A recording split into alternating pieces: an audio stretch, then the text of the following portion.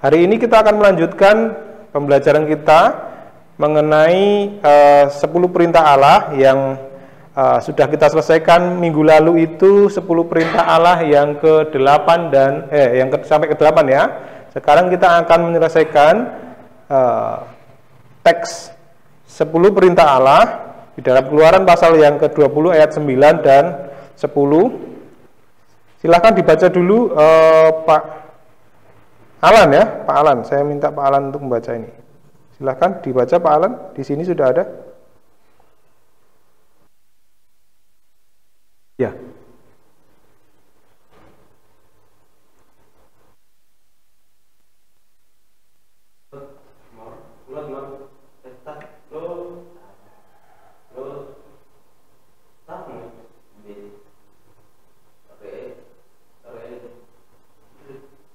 Reeka.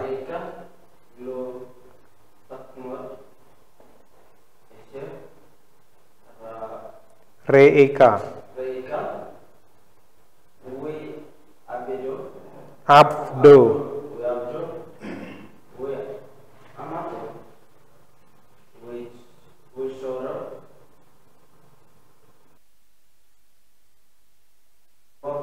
Fa kha moro.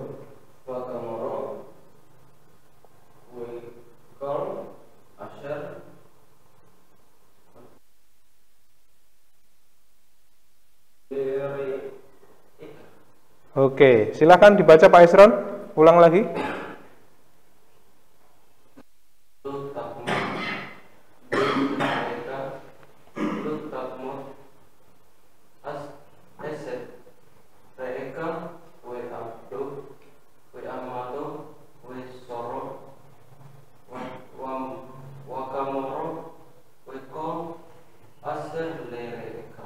Oke. Silakan Pak Yoksan.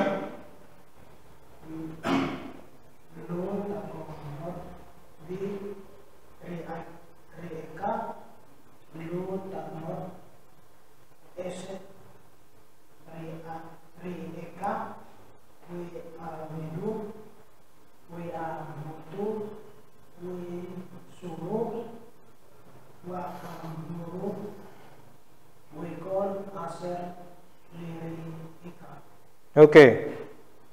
Silakan Pak Yusak.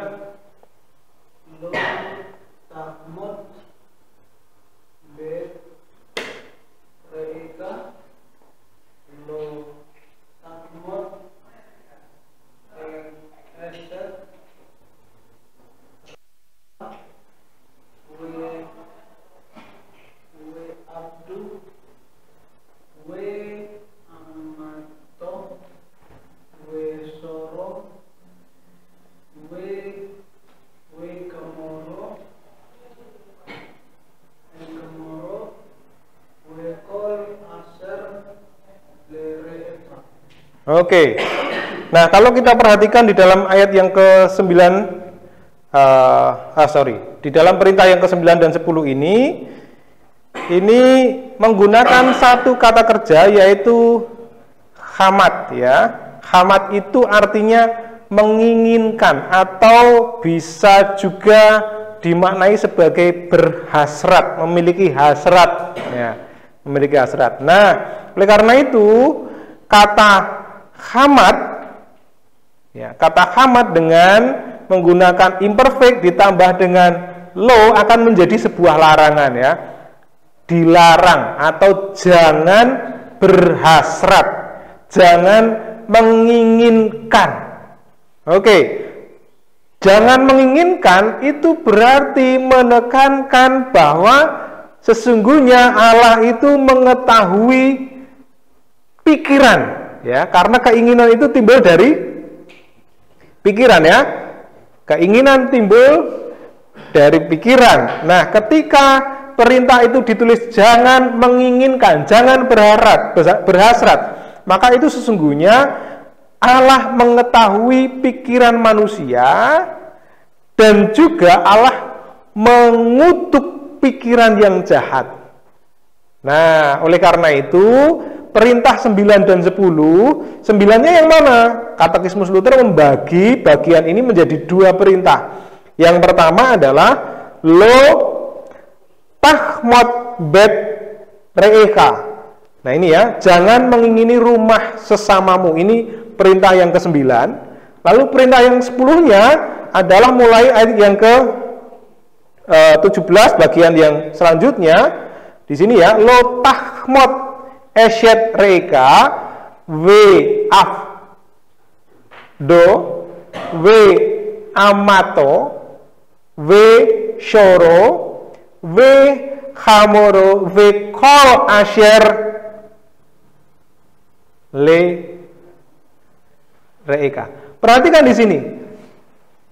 Dua larangan ini masih menggunakan kata kerja yang sama, yaitu hamat, ya, mengingini. Oleh karena itu, perintah yang ke-9 dan perintah yang ke-10 itu bisa dimaknai sebagai kehendak Allah supaya kita itu memiliki keinginan yang kudus, yang tidak jahat, yang baik, ya. Keinginan, bukan hanya perbuatan, ya, bukan hanya perkataan, tapi keinginan saja. Ya, keinginan. Berarti ini terkait dengan pikiran, ya. Nah, oleh karena itu Tuhan melarang hasrat atau keinginan jahat terhadap apa? Terhadap hal-hal yang disebutkan tadi. Ada bet re'eka. Apa artinya? Rumah sesamamu. Loh, kita boleh memiliki rumah, tapi yang tidak boleh kita ingini adalah rumah sesama. Ya, rumah sesama itu kenapa nggak boleh kita miliki? Kalau kita beli boleh nggak? Ya boleh kalau kita beli, tapi kalau kita ambil secara paksa, ambil secara curang, itu yang tidak boleh. Ya, itu yang disebut sebagai mengingini rumah sesamamu. Artinya apa? Itu bukan milik kita, bukan hak kita. Kata bet re'eka itu artinya menekankan bahwa rumah itu milik orang lain, bukan milik kita. Dengan larangan lo tahmod bet re'eka itu artinya kita dilarang memiliki apa? Hasrat. Memiliki hasrat lo ya. Untuk mengingini sesuatu yang bukan menjadi milik kita. Demikian juga dengan apa? Dengan esyet re'eka. Esyet re'eka itu artinya apa? Istri sesamamu. Artinya istri orang lain. Kalau punya istri boleh nggak? Boleh, punya istri boleh. Tapi kalau itu istrinya orang lain, berarti itu bukan milik kita. Bukan seharusnya kita miliki. Sama dengan tadi, budaknya laki-laki, budaknya perempuan, lalu apa lagi? Lalu apa lagi? Lembunya, apalagi keledainya. Dan terakhir perhatikan, ada kata vekol asher le re'eka. Ada preposisi le yang menunjukkan apa? Preposisi le masih ingat kalau kita pelajari di semester yang lalu. Preposisi le ini menekankan posesif atau kepemilikan. Lalu ada kata asyer, perhatikan di situ. Asyer kol. Asyer, lalu bekol, dan semua yang milik sesamamu. Ya, berarti ya asyer, lalu di sini ada kol. Nah, ini semua menjelaskan milik orang lain. Semua hal yang bukan menjadi hak milik kita tidak boleh kita ingini. Bukan tidak boleh kita punyai saja ya, tapi tidak boleh kita ingini. Ya, oleh karena itu perintah tadi bukan sekedar berarti kita tidak boleh punya rumah seperti rumah orang lain. Bukan. Wah, kalau rumahnya orang lain itu bertingkat, berarti kita nggak boleh ya buat rumah bertingkat seperti orang lain. Bukan itu maksudnya. Kalau orang lain punya istri, berarti apakah kita nggak boleh punya istri seperti dia? Bukan itu maksudnya. Bukan itu. Tetapi ini menekankan supaya kita itu tidak berhasrat terhadap sesuatu yang seharusnya tidak kita miliki. Artinya itu adalah milik orang lain. Semua hal, nggak cuma keledai, nggak cuma apa. Karena tadi diakhiri dengan semua yang reeka, semua yang ada pada sesamamu. Nah, itu dia. Nah, kenapa kok keinginan itu ditulis dalam perintah Allah? Selain tadi Allah itu tahu keinginan, ya sekarang saya nggak tahu ya. Kalau saya nggak tahu keinginan saudara itu apa, ya, keinginan kita masing-masing itu apa? Karena keinginan itu yang tahu adalah dirinya sendiri. Tetapi Tuhan tahu keinginan kita. Ya, mengapa keinginan itu ditulis di dalam 10 perintah? Ya, oleh karena itu perintahnya lo tahmat, dari kata khamat. Mengapa itu ditulis? Karena ini penting. Karena dari keinginan itulah, kalau keinginan itu jahat, maka keinginan itu akan menggoda kita untuk melakukan 3 hal. Yang pertama, untuk berbuat dosa dalam perkataan dan perbuatan. Coba dibaca katekismusnya. Ayat apa yang menjelaskan mengenai dosa yang timbul dari pikiran yang jahat? Coba sebutkan salah satu. Kalau saudara sudah membaca katekismus pasti tahu ini adalah ringkasan katekismus, ya. Mengapa kok keinginan jahat itu menggoda kita berbuat dosa dalam perkataan dan perbuatan? Bisakah ditunjukkan ayatnya?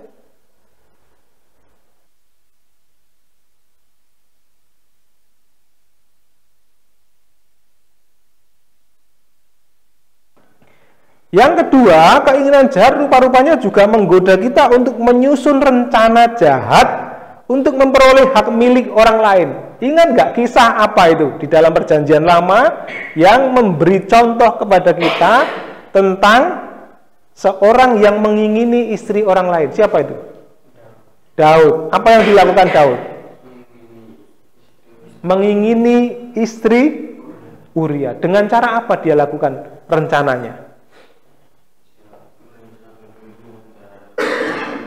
Merencanakan pembunuhan. Apakah dibunuh secara langsung? Tidak, diapakan? Waktu itu ada peperangan militer di Barcelona. Wah, diangkat jadi tentara ya. Wah, kelihatannya baik ya. Wah, istrinya siapa? Uria ya, bukan istrinya. Uria diangkat jadi prajurit. Wah, luar biasa ya. Siapa yang tidak mau dijadikan prajurit tentara? Tetapi ketika ada peperangan, dia ditaruh di paling depan. Loh, apakah cuma Uria saja yang ditaruh di depan? Ya tidak, banyak prajurit-prajurit yang lain yang ditaruh di depan. Tetapi alasan dia menempatkan Uria di depan adalah supaya untuk perhitung-hitungannya apa tadi? Pikiran jahatnya tadi ya.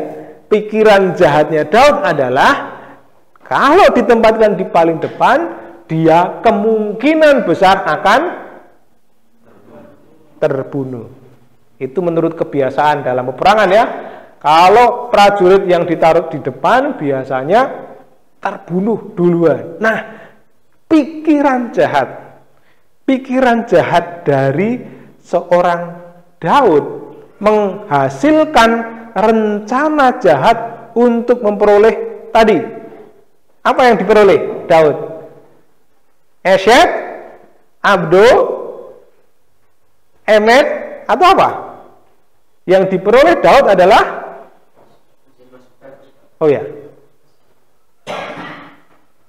Yang diperoleh Daud adalah Esyet, istri dari sesamamu, istri Uria. Padahal Daud sudah punya banyak istri. Wah, ini ya. Kenapa? Karena dia punya keinginan jahat. Yang ketiga, kenapa digarisbawahi keinginan itu tadi? Kenapa ini dijadikan perintah yang ke-10, larangan yang ke-10? Karena dengan keinginan jahat tadi, kita tergoda untuk merebut milik orang lain dengan paksa atau dengan bujukan. Dengan cara paksa atau dengan cara membujuk tetapi dengan tipuan ya. Biasanya kalau dibujuk itu diiming-imingi sesuatu yang apa? Yang mungkin menggiurkan. Jadi dengan cara seperti itu kita mendapatkan apa yang seharusnya bukan milik kita. Nah, intinya yang digarisbawahi adalah ketika hal-hal tersebut atau benda-benda tersebut atau barang-barang tersebut itu memang bukan seharusnya kita miliki, maka seharusnya kita tidak boleh memiliki keinginan atau mengingini. Ya, mengingini. Nah, tetapi sebaliknya kalau kita memiliki keinginan yang baik, keinginan yang kudus, maka tentu kita akan menjadi orang yang terus terdorong untuk membantu orang lain memelihara milik mereka. Contoh, masih ingat siapa? Nikodemus. Tahu Nikodemus? Siapa itu Nikodemus? Siapa Nikodemus? Hah? Bukan. Itu ada dalam kitab Filemon. Ya. Coba di dalam katekismus itu sudah ada. Kalau saudara baca katekismus, saudara akan tahu apa yang saya maksud.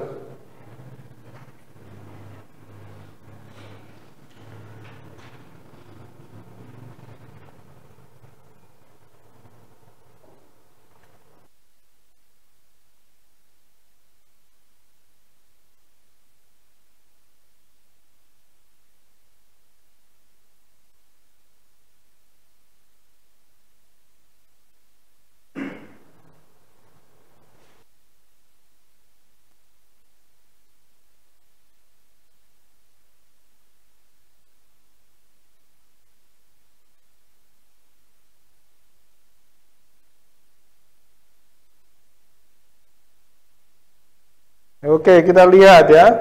Filemon.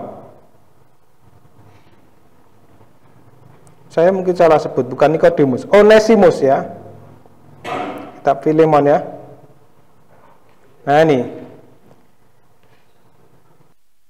Filemon 1, karena Filemon cuma 1 ya.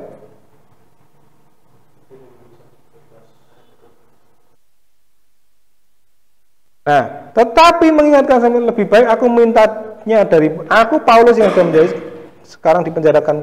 Nah ini, mengajukan permintaan kepadamu mengenai anakku yang kudapat selagi aku di penjara, yakni Onesimus. Untuk ngapain dia? Dahulu memang dia tidak berguna bagimu, tetapi sekarang sangat berguna baik bagimu maupun bagiku. Siapa ini yang disurati?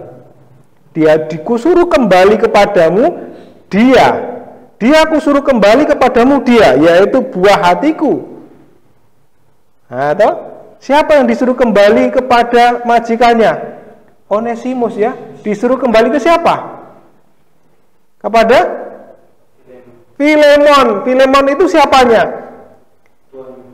Filemon itu majikannya Onesimus ya. Lalu Onesimus ketemu siapa? Paulus di penjara. Tetapi ketika Onesimus bebas, Paulus tidak menginginkan Onesimus untuk menjadi budaknya, untuk menjadi temannya atau pelayanan. Tetapi Paulus menjaga milik siapa? Menjaga milik Filemon. Dengan cara apa? Dengan cara menyuruh Onesimus kembali kepada tuannya, dan juga menyuruh siapa? Filemon untuk menerima lagi siapa?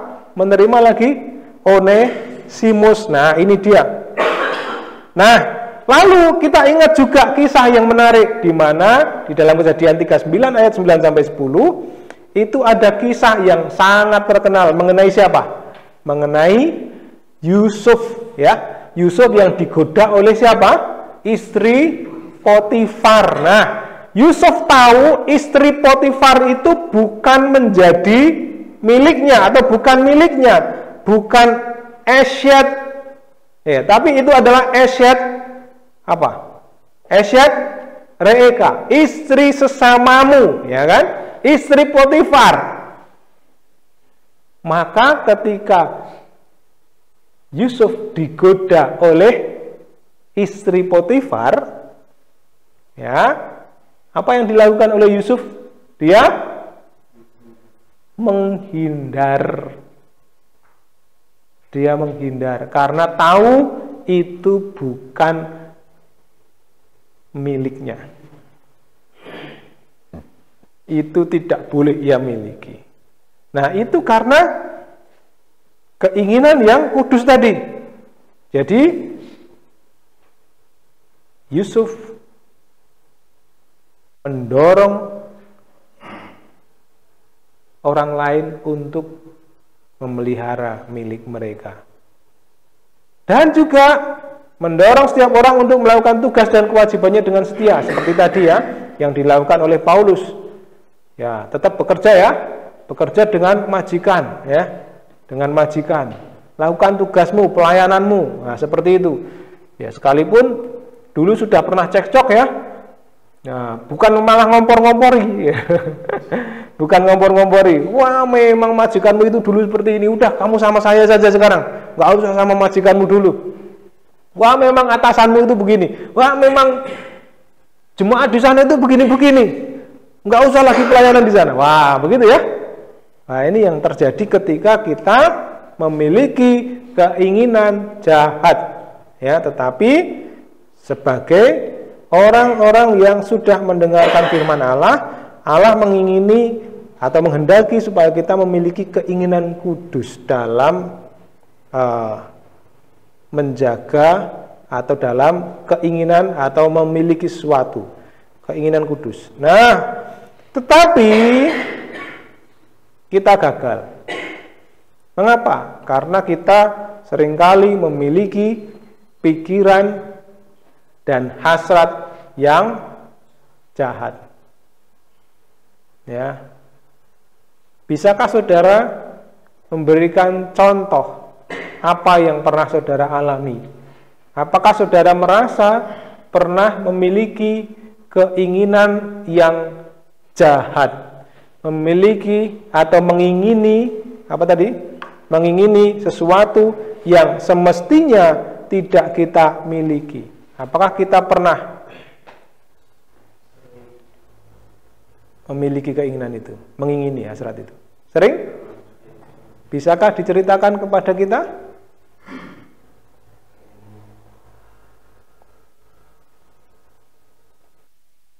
Mungkin kita tidak pernah mengingini istri orang lain. Ya kan? Tapi siapa yang tahu? Keinginan itu siapa yang tahu? Ya, diri sendiri dan Tuhan. Mungkin kita pernah berhasrat mengingini yang bukan semestinya menjadi milik kita. Ada yang mau menceritakan pengalaman terkait dengan hal ini sebagai pengalaman kegagalan kita yang akan kita sesali bersama-sama? Apa ada? Atau mungkin merasa, wah saya nggak pernah punya keinginan yang jahat kok Pak. Saya selalu punya keinginan yang baik. Puji Tuhan kalau memang itu sudah kita lakukan ya. Tapi dulu waktu anak-anak mungkin kita pernah mengingini mainan teman kita ya. Lalu kemudian kita ambil saja mainan itu. Ya, kita rebut. Atau mungkin dengan cara yang curang, diajak pergi lalu dia lupa di mana mainannya, lalu kemudian kita ambil.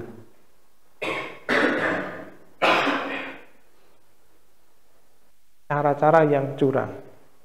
Oleh karena itu, kita juga sering kali gagal. Karena kita mengingini hal yang bukan semestinya menjadi milik kita. Nah, oleh karena itu, Apa yang seharusnya kita lakukan? Kita itu harusnya bersyukur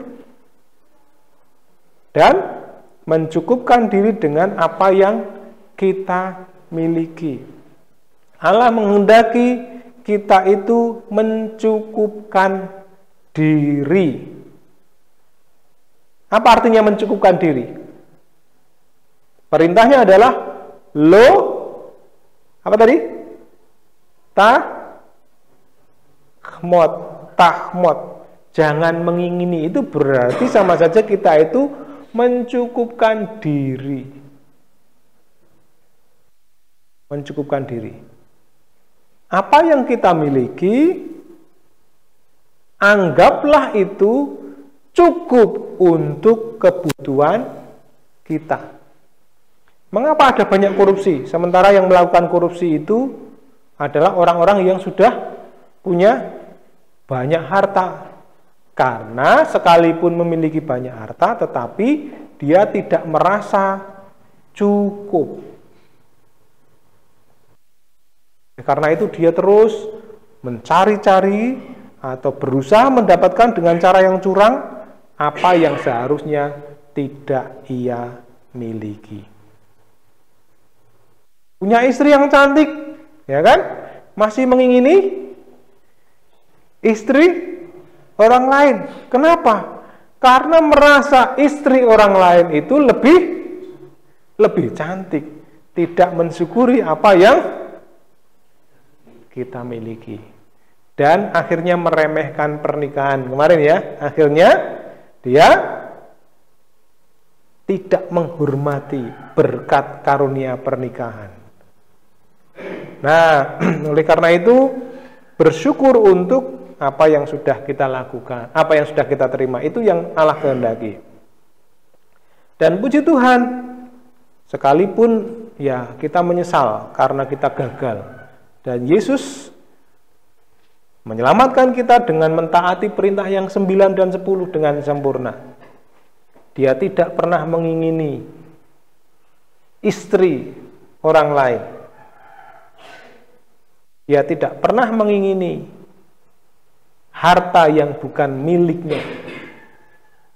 Sekalipun dia adalah Tuhan yang mempunyai kerajaan surga dan seluruh ciptaan ada padanya, tetapi ketika dia menjadi manusia, mengambil rupa manusia sejati, dia tidak mengingini harta, benda, istri, hal yang semestinya tidak menjadi miliknya. Tidak pernah kita dengar Yesus mengambil paksa sesuatu yang bukan miliknya dengan cara curang ataupun dengan rencana yang jahat. Kita tidak pernah mendengar kisah itu. Dan dengan kesempurnaan itu, dia menjadi pengganti kurban yang sempurna di atas kayu salib untuk segala dosa-dosa kita. Nah, kalau sudah ditebus dengan kegagalan itu, maka seharusnya apa yang menjadi tuntunan buat kita sekarang? Apakah kita mau jatuh di lubang yang sama? Wah, kemarin khotbahnya ya, jatuh di lubang yang sama. Jangan jatuh di lubang yang sama. Apakah kita akan jatuh di lubang yang sama? Tidak. Dengan cara apa kita tidak jatuh di lubang yang sama? Kita dituntun untuk apa? Untuk bersyukur atas apa yang kita punya. Pak, saya nggak punya apa-apa. Siapa bilang? Kalian itu punya miliaran rupiah dengan yang saudara sekarang bawa sekarang ini. Mau hitung-hitungan? Kalau saudara hargai mata saudara, ada yang mau menjual matanya dengan 100 juta? Ambil matanya? Ada? Tidak. Ada yang mau menjual ginjalnya dengan ratusan juta? Ada yang mau menjual jantungnya yang saudara masih pakai ini? Ada? Kalau dihargai kira-kira berapa itu? Nggak tahu ya?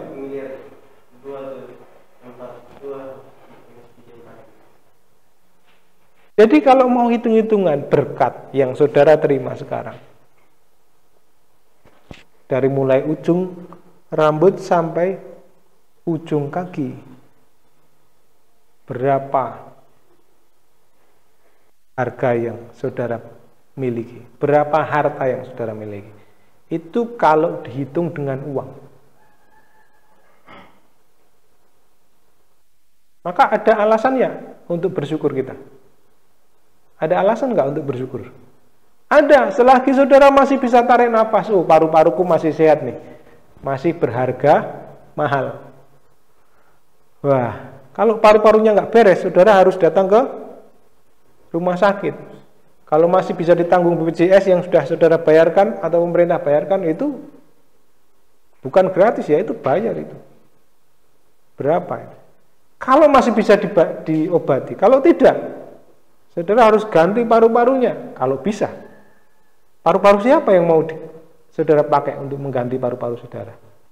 Ketika saudara bisa bernafas, itu berkat luar biasa. Bisa nggak bersyukur atas hal itu? Tapi Pak, orang lain kan pakai baju yang lebih bagus dari yang saya punya. Maka nanti kalau dia lengah, jemur pakaiannya di tempat yang saya tahu, wah hati-hati, saya akan mengambilnya. Wah, ini berarti sudah mulai timbul keinginan jahat, ya, hasrat yang jahat. Nah, Pak, tapi HP-nya dia lebih bagus dari HP saya, Pak. Nanti saya akan tunggu dia lupa taruh HP, lalu kemudian saya akan ambil HP-nya. Wah, itu berarti sudah ada keinginan yang jahat.